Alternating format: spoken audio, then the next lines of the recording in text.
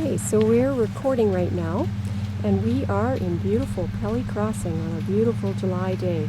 And I'm here with Lauren McGuinty, and she's doing an interview for Ron Morberg and his project Campus Campfires to Campus in Whitehorse.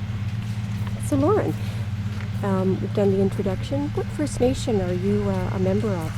Of the Selkirk First Nation. And with Yukon College, you were interested in taking some courses. And were you taking courses, or will you be enrolling in classes? I am in the YNTEP course to gain my Bachelor of Education in the future. Great. And the YNTEP program is the Yukon Native Teacher Education Program. Is that right? Yeah. Great. What are some of your career goals that you're interested in taking this program? Well, I hope to successfully graduate from this program with good grades. Mm-hmm. And with the completion of that, I hope to gain my degree and then hopefully start working after that to gain some experience. Mm-hmm. And then maybe further my education by trying to gain my master's after that. So in deciding to take the YNTEP program, that meant that you needed to leave Pelly Crossing and go to Whitehorse. What were some of the challenges or fears that you faced when leaving home? When leaving home, I think the biggest challenge was leaving my family. So I'm quite close to them. Mm-hmm. So I had to get used to not seeing them every day, which was hard at first, but I did. So other than that, it wasn't that big of a problem leaving Pelly. I guess another big thing is to move to Whitehorse, even though it's not that big for some people. Compared to here in Pelly, it's way bigger. Great.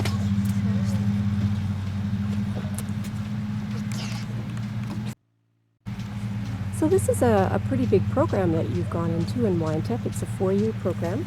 What were some of the challenges or fears that you faced when starting at the college? Well, when I first started the program, I was 17, so I knew that I was going to be either the youngest or one of the youngest, and I was the youngest in the program. Uh-huh. But I stuck it out anyway because I heard it was a very tight group of people when you get into the program, and it was. And I got close to my group, and that really helped me in the end because they were always there to help each other out, so that's great.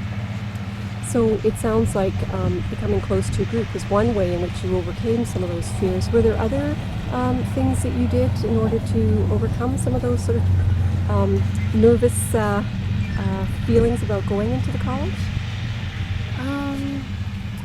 I think I talked to a lot of people who went to the college, and then it helped me become more familiar with the setting of the college and the atmosphere and the workload. And over time I got used to it, so that helped a lot. And working with other people in the college was also good too.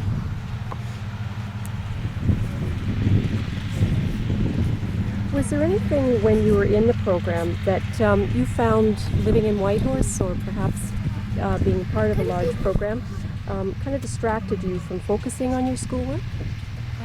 There's always a lot of pressure from certain groups of people to go out and do other things, and there's always pressure to do, like to drink or to do drugs and such, but it just depends on the group of people that you hang around with that helps you to keep away from that, because you're most likely to do what your friends are doing, so it just depends on the group of people you choose to hang out with. And in my YNTEP group, most of them are older than me, so they've kind of passed the stage of the pressure. So with me hanging out with them and being with them a lot, it helped me to keep away from all of that and to stay focused, so that was good. So did you find that you got homesick? Oh, at first I did, really homesick. And how did you sort of overcome that, or how did you deal with that? Well, at first on the weekends, I used to come home every weekend, and then it slowly started to become twice a month, and I got used to being away from my family and the community. Being away from the community wasn't hard. I got used to everything in Whitehorse, and then I had family in Whitehorse too, which helped a lot. And then I became close to a lot of people there, which was really helpful also. So even with the challenges of moving from a small community to a larger community and undertaking a large program, are you glad that you stuck it out? And Oh, yeah, very glad. It was all worth it in the end, and of course the purpose of it all did come through, that I did finish my first year, which is a big step, uh-huh. and 1/4 of the way there, but I'm going to go back for my second year, so I can't wait for that. I did have a great year the first year.